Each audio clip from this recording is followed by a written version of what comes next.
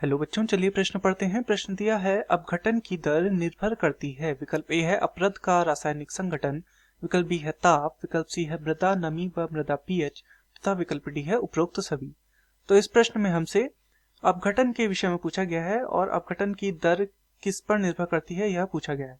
अर्थात इस प्रश्न की जो मुख्य अवधारणा है वह अपघटन के विषय में है। अपघटन, तो चलिए हम सबसे पहले समझते हैं कि अपघटन क्या होता है।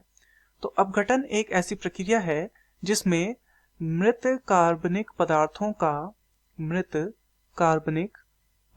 का सूक्ष्म जीवों के माध्यम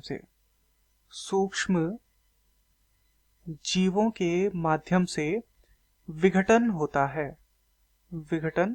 है। तो इस प्रक्रिया को कहा जाता है अपघटन, तथा यह जो मृत कार्बनिक पदार्थ होते हैं इन्हें कहा जाता है अपरद। अर्थात जिसका अपघटन होना होता है उसे कहा जाता है अपरद। जो अपघटन करता है उसे कहा जाता है अपघटन करता।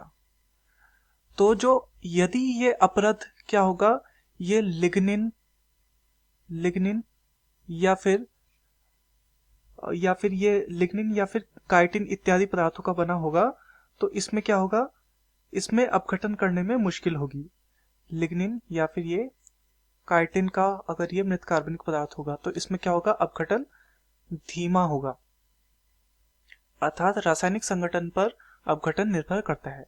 वहीं यदि ताप, दाब व नमी यदि क्या होंगे, यदि ये अधिक होंगे तो अपघटन भी क्या होगा, अपघटन भी तीव्र होगा। अपघटन भी कैसा होगा, तीव्र होगा, तेज होगा।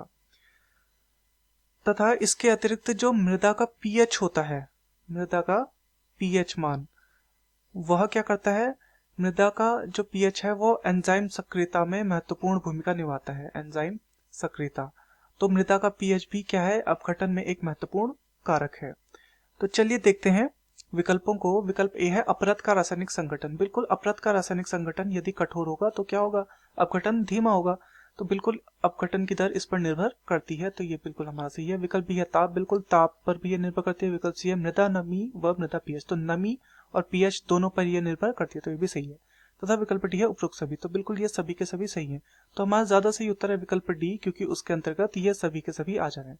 अतः दिए गए प्रश्न का सही उत्तर होगा विकल्प डी, उपरोक्त सभी। मैं आशा करता हूँ आपकी यह समझ में आया होगा। धन्यवाद।